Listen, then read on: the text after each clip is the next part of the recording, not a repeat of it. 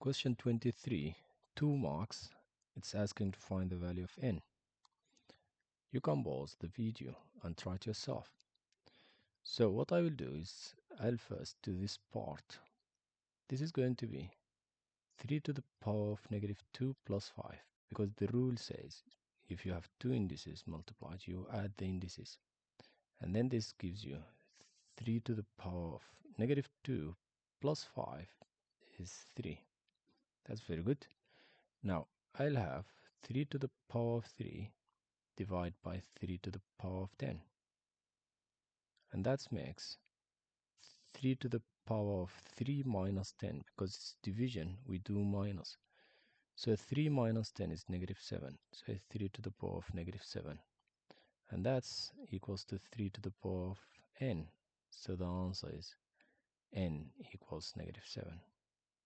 How was it? Was it easy?